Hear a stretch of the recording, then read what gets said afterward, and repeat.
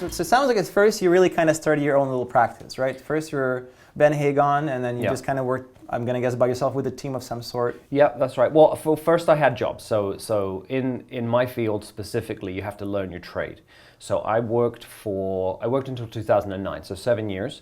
I worked in Toronto and then in a smaller city as well for different agencies and studios, learning my craft, getting a reputation for myself, winning awards and working with big clients. And then in 2009, I didn't really decide to have a company. I just decided I didn't want to work for a boss anymore. You wanted freelance a little bit. Yeah, and most, a quote that always sticks with me that I heard years ago was, creative people don't want to be the boss, they just don't want to have a boss.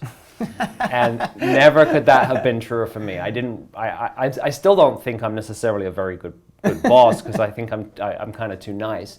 But I don't want to have a boss. I don't want anyone to tell me what to do. So it's interesting, because creative people, they don't want anyone to tell them what to do, but they also don't really want to tell people what to do, which sometimes can pose a bit of an issue as a leader, but I've pushed past it. So 2009, I started, I left my job, started freelancing, and just, I guess because of who I am, within 6 months I had far too much work and I couldn't possibly do it all myself, and that's when I started building a team to service those clients. That very switch, right, from going working for somebody to switching to your own shop, and then eventually starting to take on responsibility of being the leader, and then taking on talent that can deliver quality of work that you're happy with, quality of work that can impress your customers. That switch is typically what we always like to kind of drill down a little bit on.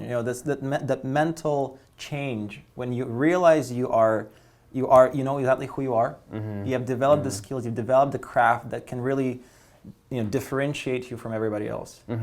That mental composure that it takes to be able to step aside and say, you know what, this has been great. I have what it takes to go off on my own. What thoughts were crossing your mind when that was happening? Because at that point you already had kids, from what I understand. Yes, yeah. You had a wife, and I'm going to guess you had a mortgage to pay. So that very switch.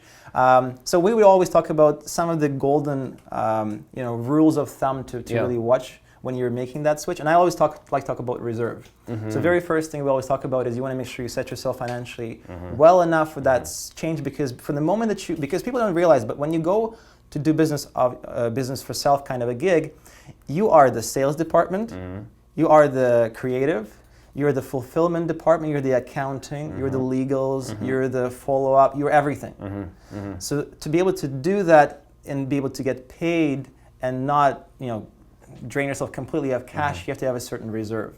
That's one thing, right? Then the next thing, you got to have a lineup of gigs already created. What are some of the things that you had set yourself with to make sure that that was a successful transition?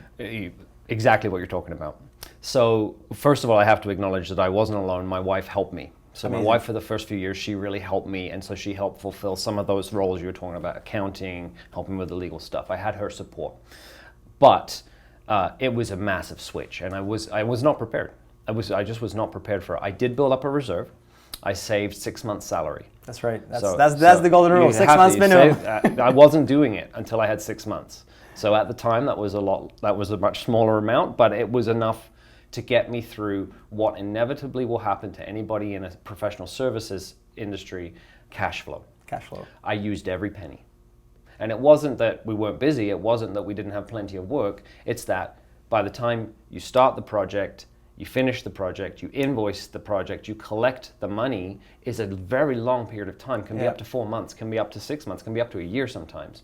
So I needed every penny of that money that I'd set aside just to keep the wheels turning. And then once we got over that period, then things were fine. It wasn't that there was ever an issue, but you absolutely need that reserve. It's critical. You can't start a business without some kind of financial reserve. And the way I built it was freelancing. So I had a job which paid all the bills, and then in the evenings I'd work. So that took about 2 years of working every single night till 12 o'clock at night after the kids went to bed, and saving up that money. But I wanted to do it, and I knew it was the right future for our family, so I did it. Well, it's like we always say, right? It's all about doing something you're passionate about, something you believe in, because a lot of the time, even you're clocking in that 12-hour day, it feels like work, but you feel happy doing it. Absolutely. Right? Absolutely. You put your kids to bed, you go upstairs, you sit in your computer, you work away, you know that you have exactly what it takes to get to that next stage.